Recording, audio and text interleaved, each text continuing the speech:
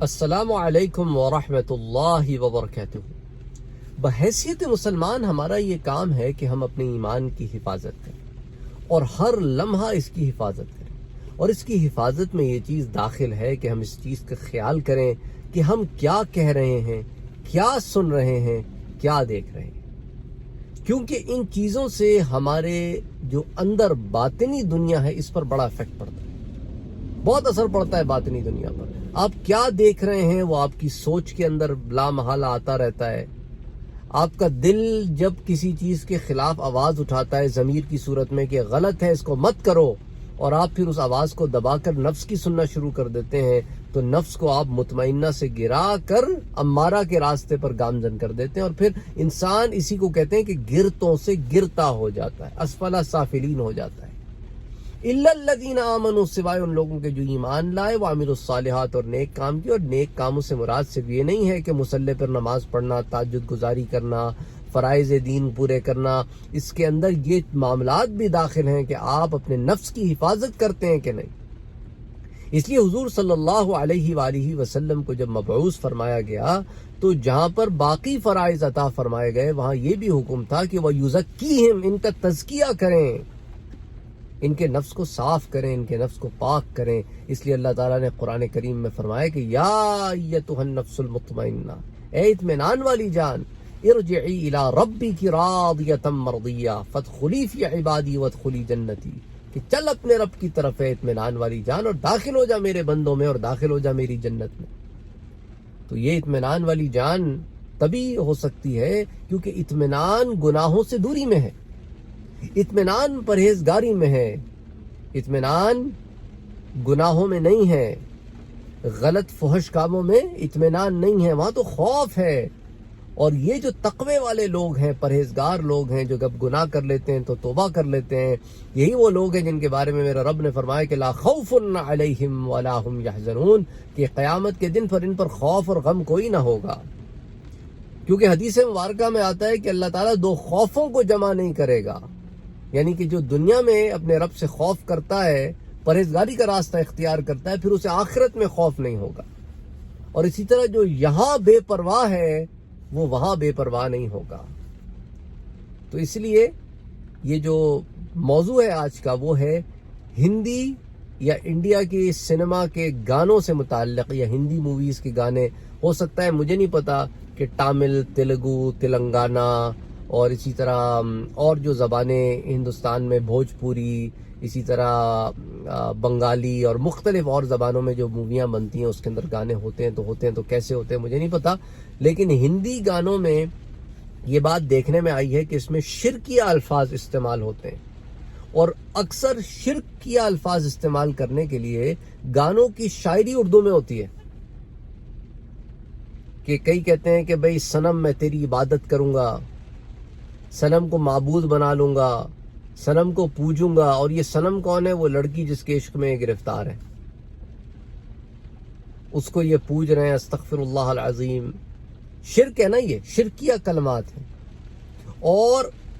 رب بھی ہنستا ہوگا، اور رب ایسا، رب کے بارے میں ایسی باتیں کرنا ہے تو کفریہ کلمات ہیں، یعنی اپنے صنم کو اتنا بڑھا دینا، اپنی جس پہ عشق ہوا ہوا ہے اس کی محبت میں ایسے گرفتار ہو جانا کہ شرک اور کفر بھی کر بیٹھنا۔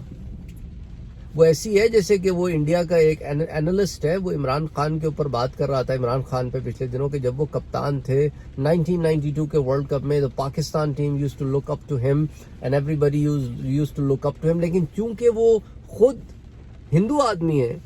اس لیے اس کو یہ نہیں پتا کہ مسلمانوں کے عقیدے کیا ہیں، اس لیے کہنے لگا کہ وہ لوگ تو عمران خان کو اللہ خدا سمجھتے تھے، معاذ اللہ، استغفر اللہ العظیم، کہ اتنا ان کو مان سمان دیتے، یعنی چونکہ ان کے بعد اس طرح کے کانسیپٹ ہے نا کہ کسی کو بھی بھگوان بنا دیتے ہیں۔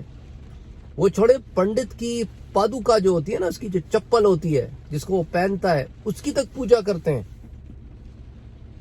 کچھ مرے ہوئے پنڈتوں کو پوجتے ہیں، کوئی زندہ پنڈتوں کو بھی پوجتے ہیں، پوجتے تو ان کی چیزوں کو بھی پوجتے ہیں، یعنی ان کے پاس تو شرک سر چڑھ کے بولتا ہے، اور وہ سمجھتے ہیں مسلمانوں کے بھی کچھ اسی طرح کے معاملے ہوں گے۔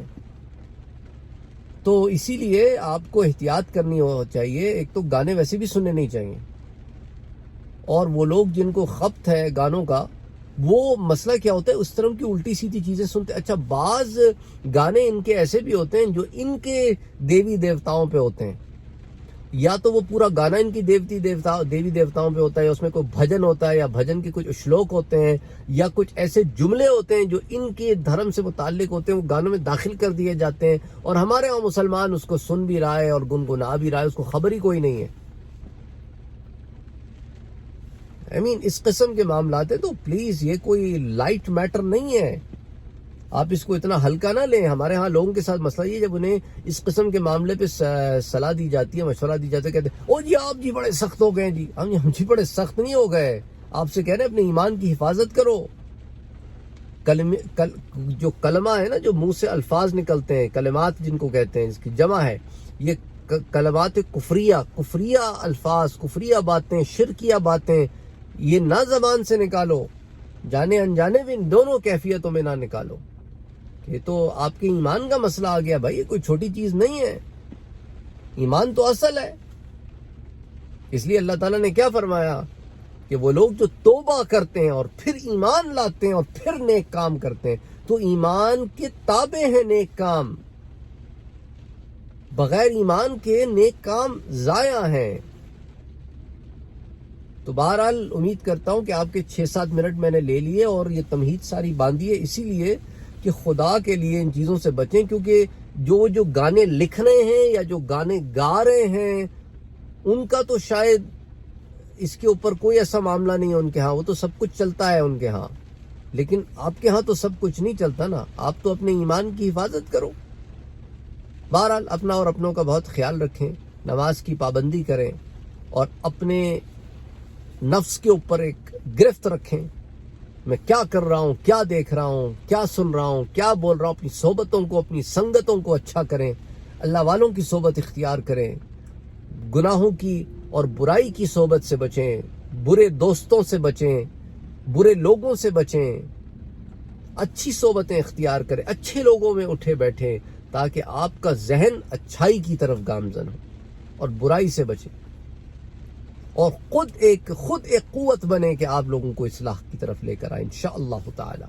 اللہ تعالیٰ آپ کی مدد فرمائے، اور وہ لوگ جو بیمار ہیں اللہ تعالیٰ انہیں شفائے کاملہ عطا فرمائے، شفائے دائمی عطا فرمائے، آمین یا رب العالمین. اور وہ جو اپنے پیاروں کو کھو چکے ہیں اور کسی غم میں ہیں، اللہ تعالیٰ ان کو صبر جمیل عطا فرمائے اور ان کے پیاروں کے درجات کو بلند فرمائے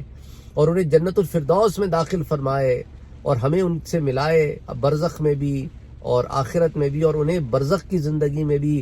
اعلیٰ درجے میں رکھے، اور ان کے لیے قبر کی سختیاں اللہ تعالیٰ جو ہے وہ دور فرمائے، اور انہیں عذاب قبر اور عذاب